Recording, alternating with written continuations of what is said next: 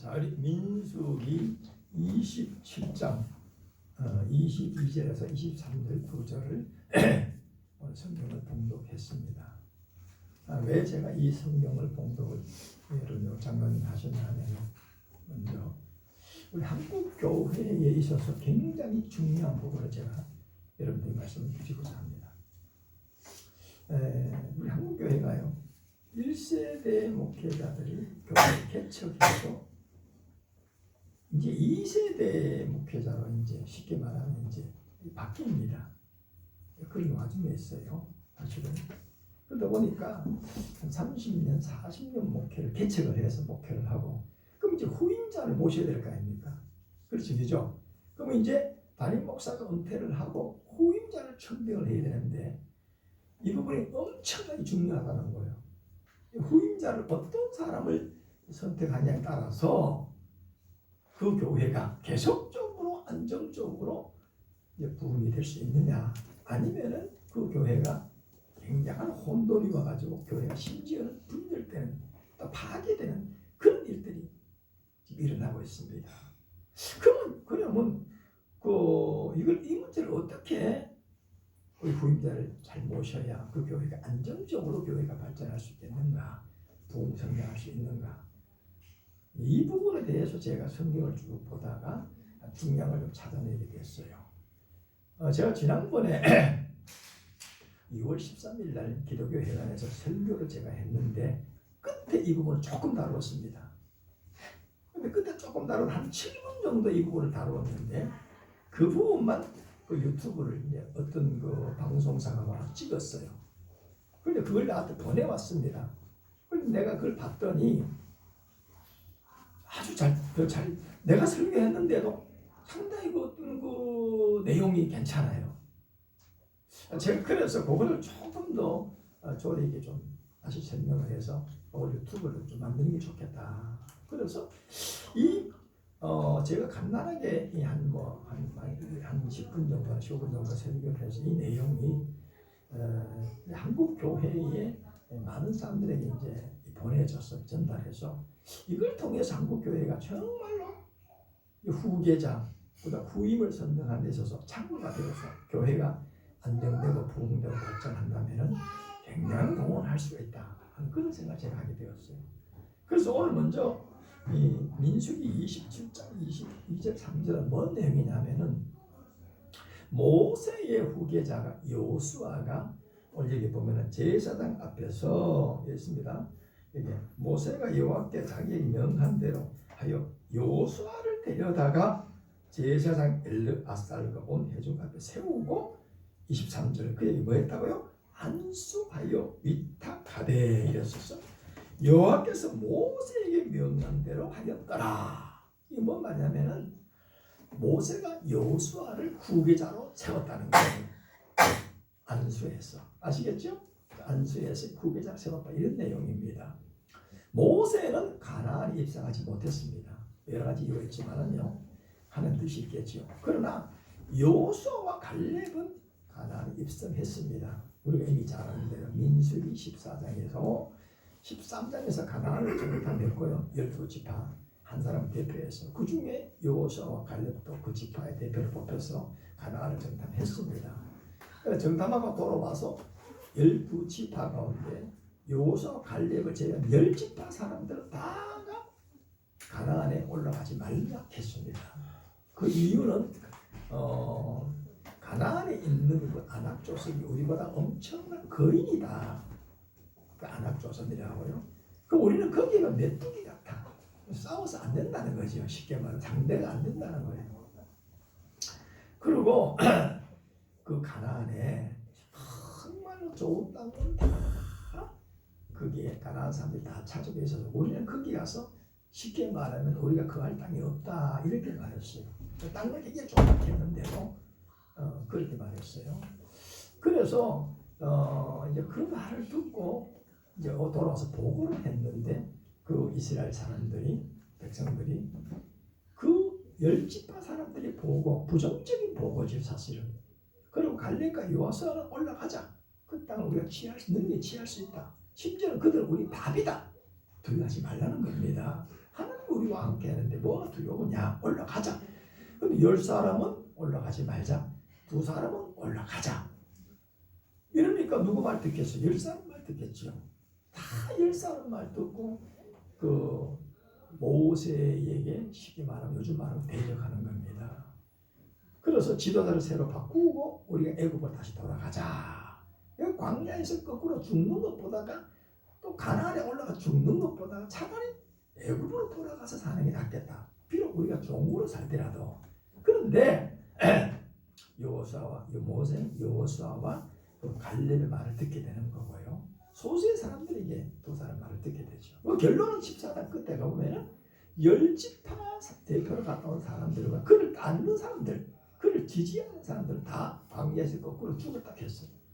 그러나 그 중에서 여호수아와 갈렙은 살아 생존해서 가나안 땅에 들어갔다 하는 그런 말을 여러분 잘 압니다.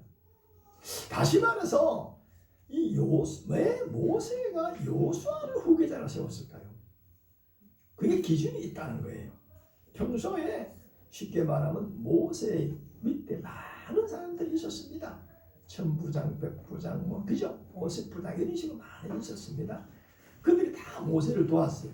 모세가 이스라엘 백성들을 두고 가나안에 이제 가게 되는데 광야 생활 40년을 했습니다.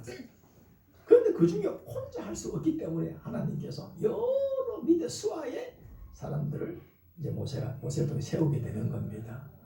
참 못되지 쉽게 말하면 아시겠죠, 그죠? 모세가 광야에서 아말렉과 전투할 때도 그죠? 아론과 훌이 뭘 붙들어줬어? 높은 산에서 모세가 기도할 때 어떻게 했어? 왼팔 오른팔 붙들어줬단 말이야. 여러분 잘 알지, 그죠? 그뿐만 아니고 그 수하의 밑에서 많은 사람들이 여호수아를 도와줬습니다. 요즘 말하면은 목사가 교회에 목회를 하는데 장로님들, 그다음에 집사, 권사, 그 외에 구역장, 교사, 찬양대 할 것 없이 교회에 여러 직분이 있습니다. 그 누구를 돕는 거라고요? 목사님을 돕는 거지. 그러면 그것이 곧 하나님의 일을 하는 거예요. 왜? 하나님께서 그 교회 담임 목사를 세워서 그 목사가 혼자 하기에 힘들기 때문에 수하에 많은 사람들을 세워서 그를 도와서 하나님 나라를 이루어 나가는 겁니다. 똑같은 겁니다, 사실은. 그런데 여러 사람들 중에서 그 중에서 다른 사람들 다 설명 잘했지만 성경에 쭉 보면은 여호수아와 갈렙은 온전히 순종했다고 성경은 말하고 있어요. 성경에 보면은 민수기 32장 11절 제가 읽어드릴게요. 다만 그 나서 사람 여분네의 아들 갈렙과 눈의 아들 여호수아는 볼 것은 여호와를 온전히 순종하였습니다. 신명기 1장 36절 오직 여분네의 아들 갈렙은 온전히 순종을 하였은즉. 자, 여기서 보면 또 민수기 32장 12절 또 아까 읽은 말씀이구나. 자, 여기 성경에 쭉 보면은 어떤 여호수아에 대해서 평가를 하고 있냐면 여호수아 그러면은 온전히 순종했다 하는 말씀 많이 나와요. 다시 말해서 하나님께서 모세를 통해서 일을 하시는데 그 모세의 말에 순종했는데 그건 여호와의 말에 순종했다 이렇게 표현을 다 하고 있어요. 그래서 민수기 14장 30절에 여분네의 아들 갈렙과 눈의 아들 여호수아 외에는 내가 맹세하여 너희로 거하게 하리라 한 땅에 결단코 들어가지 못하리라. 다시 누구는 들어간다? 여호수아와 갈렙은 가나안 땅에 들어간다는 겁니다. 왜? 다른 사람들은 다 모세를 대적하고 반역했거든요. 그래서 광야에서 다 거꾸로지게 되는 겁니다. 자, 다른 말로 말하면은 하나님께서 이런 여호수아를 모세에게 명령했어요. 모세의 후계자로 세워라 이렇게 하는 겁니다. 그러니 지금으로 말하면 여호수아는 모세를 철저하게 모세 앞에 순종한 사람이에요. 그리고 모세가 여호수아를 철저히 신임합니다.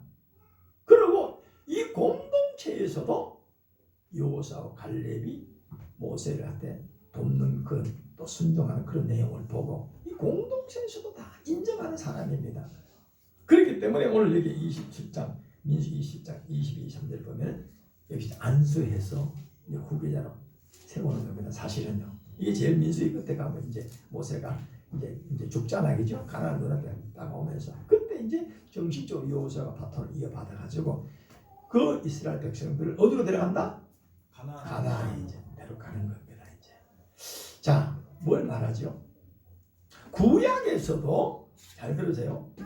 그 모세의 후계자, 그 엄청난 그 공동체에 그 바로 타지 않은 겁니다. 쉽게 말하면요. 그 위대한 모세 이렇게 말하죠. 그런데 그 모세가 죽고난데 어떻게 될까? 그 여호수아에 보면 나오죠.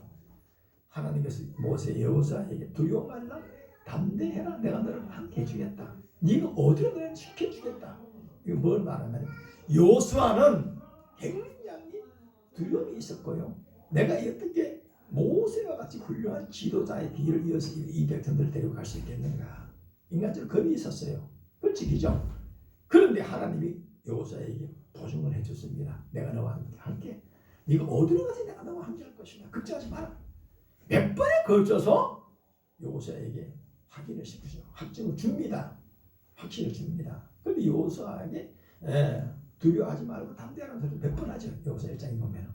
자, 그래서 여호수아가 정식적으로 바톤을 이어받게 되는 거예요. 자, 우리 구약을 한번 봅시다. 물론 구약에 보면은 왕의 아들이 왕이 되죠. 여러 가지 이유가 있습니다. 그것도 제사장 아들이 뭐가 돼? 제사장. 왜 그럴까요? 다 이유가 있어요. 자, 왕이 지금까지 쭉 정치를 해오던 걸 만약에 새로운 사람이 들어갔을 때, 전혀 모르는 사람이 들어갔을 때 문제가 될 가능성이 많습니다. 사실은요. 그래서 앞에서 왕을 했다가 뒤에 왕을 세우는 사람들은 전 왕하고 새로 세우는 왕하고 관계가 좋아야 되겠지, 그죠? 잘 알아야 되겠죠. 공동체도 그 사람을 알아야 되겠죠. 그래, 이거 똑같은 거예요. 모세가 여호수아를 후계자로 세울 때는 모세가 여호수아를 인정하고요, 여호수아가 모세를 인정하고, 다시 말해서 내 후계자로 여호수아를 세우는 것에 대해서 신뢰하는 겁니다. 그걸 누가? 하나님께서 낙점을 했어요. 여호수아를 후계자로 세워라. 자, 이렇게 해서 그 공동체가 흔들림 없이 가나안까지 들어가게 되는 겁니다. 자, 믿습니까? 아멘. 하나님께서 쉽게 말하면 여호수아를 낙점한 그 기준이 전임 모세가 여호수아를 잘 알고 여호수아가 모세에게 순종했고 공동체가 이미 두 사람의 관계를 잘 알고 있어요. 자, 그런데 여러분 제가 말씀을 또 드릴게요. 신약에 또 보면은 그 사도행전 1장의 제일 끝에 그 말씀이 있습니다. 1장에 보면은 12 제자 가운데 가룟유다 한 사람이 예수님을 배신하고 나중에 목매어서 자살하게 되잖아요. 그런데 12명 제자 가운데 한 사람을 더 보충하라는 겁니다.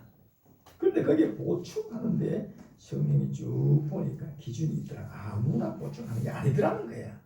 사도행전 1장 21절에 보니까 이러므로 요한의 세례로부터 우리 가운데 올려져 가신 날까지 주 예수께서 우리 가운데 출입하실 때에 항상 우리와 함께 다니던 사람 중에 하나를 세워 우리와 더불어 예수께서 부활하심을 증언할 사람이 되게 하여야 하리라 하거늘.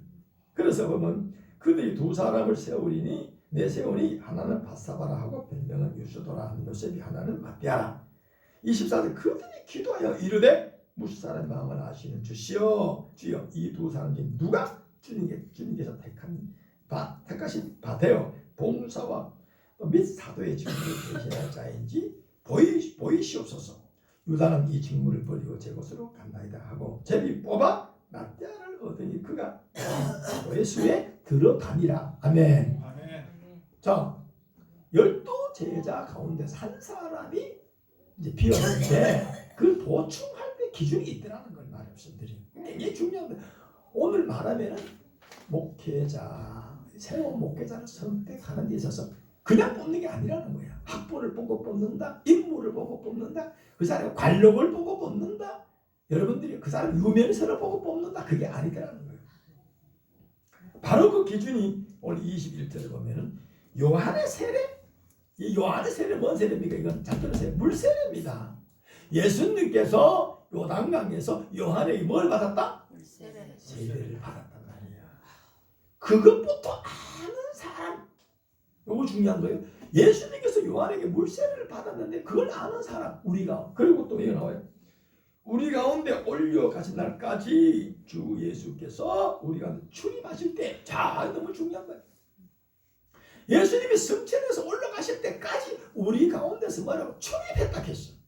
다시 말해서 예수님이 요단강에서 세례를 받고 난 거다 알아야 되고, 받은 거다 알아야 되고, 그리고 예수님의 공생의 활동을 또 다 아는 사람. 그리고 우리 가운데 늘 함께 있던 사람. 우리 가운데 출입하실 때 있겠어. 출입하실 때는 뭔 말이죠? 예수님께서 우리와 같이 함께 있을 때, 그죠? 같이 있을 때 늘 같이 있었던 사람이라고 했습니다. 기준이요. 그러면서 항상 우리와 함께 다니는 사람 중에 하나, 항상 우리와 함께 다니는 사람 중에 시험을 하는 거야.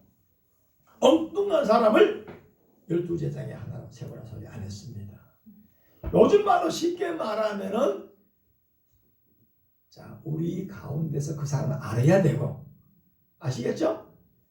그 다음에 목사님이, 이제 은퇴하는 목사님이 내가 다음에 후임자를 세운 사람을 알아야 돼, 몰라야 돼? 잘 알아야 돼. 공동체도 후임자 선정에 대해 그 사람을 너무나 잘 알아야 되고요. 선임 목사님도 후임으로 들어온 사람을 잘 알아야 되고, 후임도 선임 목사님을 잘 아는 사람. 세 가지입니다. 삼박자가 맞아야 된다는 거예요. 선임은 후임을 알고, 후임도 선임을 알고, 여러분 공동체가 다 알고, 삼박자입니다.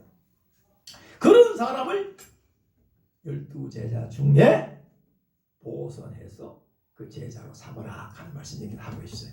그래서 뽑힌 게 마띠아입니다. 그때 방법은 제비를 다 뽑았잖아요. 그죠? 오늘날 뭘 합니까? 투표를 하지요. 그때가 좀 달라요, 사실은. 자, 이 내용은 굉장히 신학에서 굉장히 중요한 내용입니다. 장로를 선택할 때도 마찬가지고요. 목사를 청빙할 때도 상당히 이런 기준이 필요하다는 걸 알아야 돼요.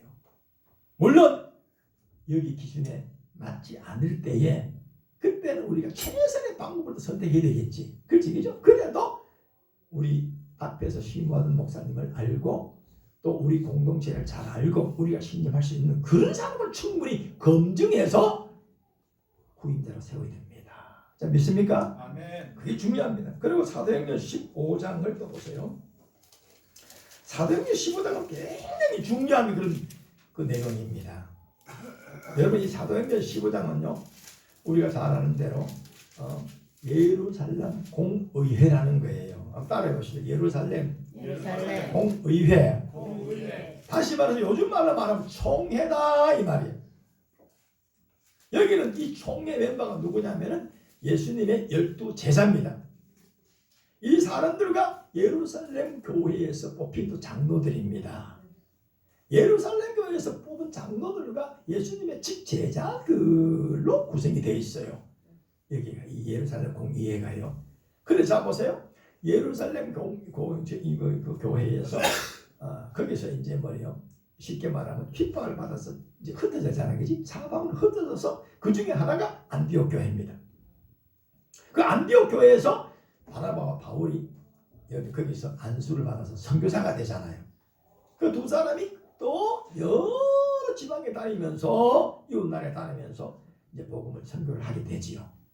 자, 그래가지고 1차, 2차 무려 바울은 3차 선교여행까지 하게 되는 겁니다. 아시겠죠? 나중에 로마까지 가게 되는데 그건 4차 선교여행이냐 그럴 거예요 아마.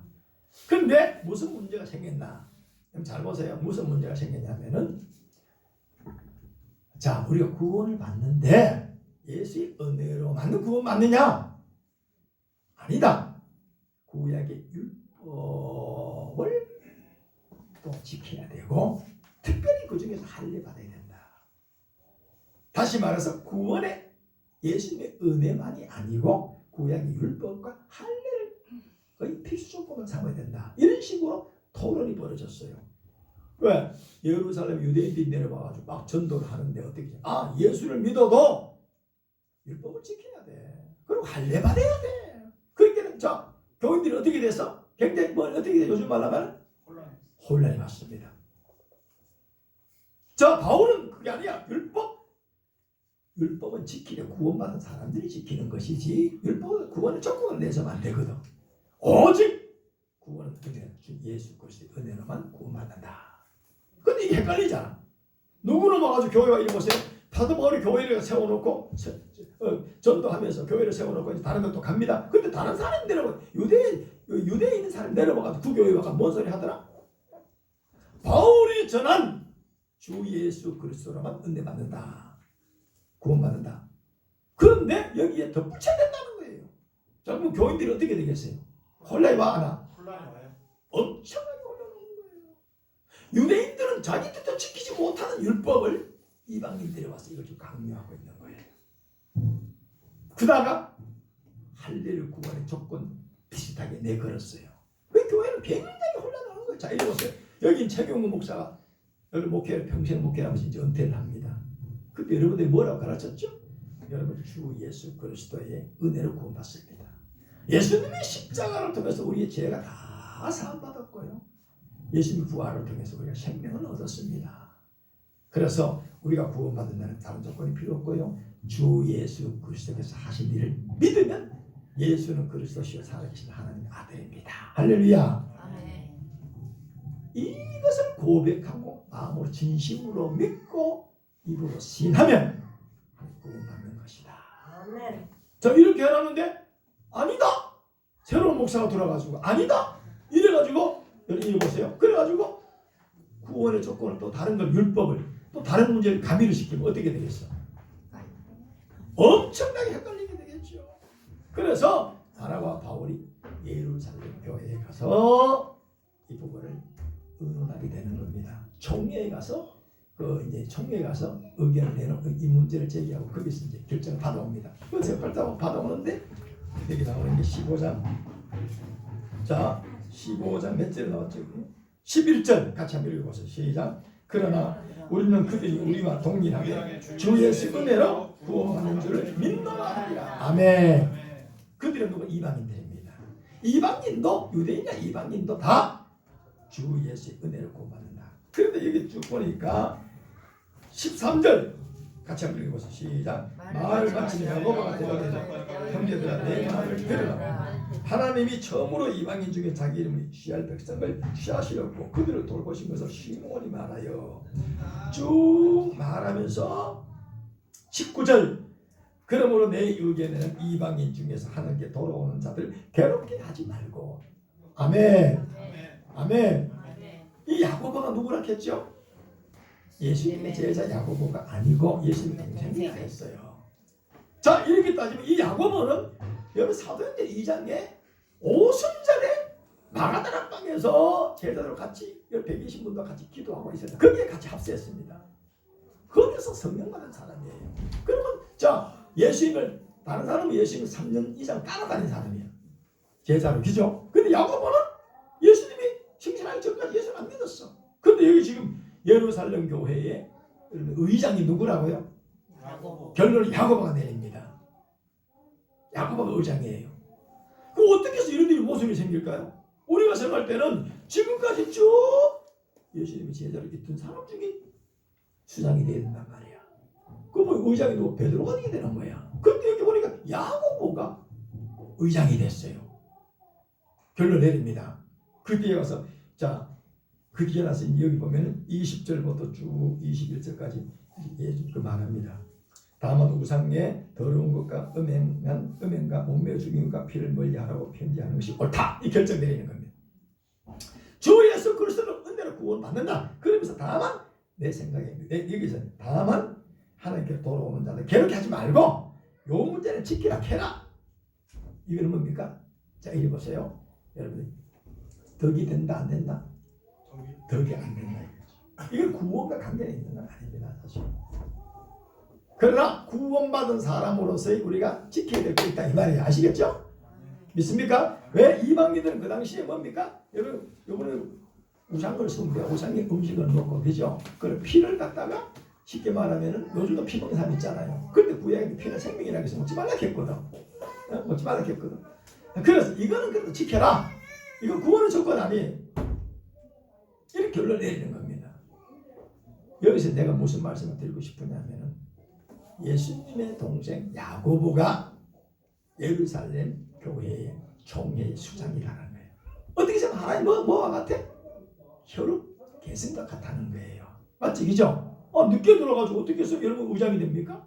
누구기 때문에? 누구기 때문에 그렇다고? 예수님의 동생. 그렇죠. 예수님의 동생이기 때문에 어떻게 생각하면 특혜를 받은 거다 이렇게 볼 수 있어요. 왜? 예수님을 너무나 잘 알고 아시겠죠? 이 공동체도 인정하고 이런 사람이 수장이 되는 거예요. 자, 시간 관계로 이제 몇 덕을 지울게요. 여러분 디모데서 전서 후서 쭉 보면은 여러분들이 또 사도 바울이 디모데를 뭐로 취급합니까? 사랑하는 아들. 내 사랑하는 아들아. 그러면 다른 말로 말하면 바울은 디모데를 부를 때 거의 다 그렇게 불렀어요. 그러면 디모데는 바울을 아버지처럼 따랐다고요. 여러분들이요. 그리고 유대 신자인 디모데를 예수 그리스도 복음의 신자로 바뀌게 된 것은 사도 바울을 통해서 그렇게 된 겁니다. 그게 사도행전 그 디모데 전서에 보면은 이제 그런 말이 나오죠. 여기 1장 6절 그러므로 내가 나의 안수함을 내 속에 있는 하나님의 은사를 다시 분리하게 하기 위하여 너로 생각나게 하라. 여기 보면은 안수했다는 말. 바울이 디모데를 안수했단 말이 나오고 있어요. 어떻게 생각하면 여러분들이요 우리가 잘 아닙니다. 디모데는 바울의 후계자라 그래요. 어떻게 해서 후계자를 세웠을까요? 바울은 디모데를 너무나 잘 아는 사람. 그리고 디모데는 바울을 따르는 사람, 아버지처럼 그런 관계입니다. 그리고 공동체에서도 이 디모데는 참 정통 있는 신자입니다. 다 인정하는 겁니다. 그런 사람을 여기서 후계자를 세웠다는 거예요. 그런데 한국 교회에서 이걸 정말로 이런 어떤 기준을 가지고 후계자를 뽑아야 되는데 그러지 않는 게 너무나 많았었어요. 그래서 우리 한국 교회에서 그 대표적으로 큰 문제가 생긴 교회들이 서울에 있는 광성교회, 그 다음에 또 강북제일교회, 그 다음에 저 두레교회, 지금 서울교회, 그 다음에 심지어 이게 부천에 있는 어느 교회 아시겠죠? 거기도 지금 반쪽 났죠? 반국 갈라졌습니다. 자, 이 왜? 선임자와 후임자의 두 사람의 관계 정말로 그런 어떤 정말 서로 잘 아는 사람들이 뽑아야 돼. 공동체가 잘 아는 사람 뽑아야 되는데 그냥 이력서 갖다 놓고 사람을 뽑았어요. 이력서 보고 설교 한두 번 시키고 뽑았다고요. 다 그런 문제가 생기는 거예요. 결론적으로 말하면요, 후임자는 서임자를 잘 아는 사람이 되고요. 이 영적 개선입니다. 쉽게 말하면 아시겠죠? 왜? 영적으로 내가 이 교회를 이런 흐름으로 만들어놨는데 후임자가 들어와가지고 진리를 같지만은 그 진리를 갖다 가르치는 데 있어서 방법면에서 갑자기 확 바꿔버렸어. 아시겠죠? 교회 운영이 있어서 여러 가지로 그 문제가 생기는 거예요. 그래서 교회 후임자는 선임을 잘 알고 선임자는 후임을 잘 알고 공동체는 새로 들어온 사람을 잘 알고 그렇게 조화가 잘 이루어질 때에 후임자가 들어왔을 때의 교회는 안정적으로 잘 여러분들이요 평화롭게 이 교회가 부흥 발전될 수 있다. 자, 믿습니까? 아멘. 그래서 제가 특별히 이 부분을 오늘 이 시간에 여러분들이 말씀을 드린 것입니다. 예, 감사합니다.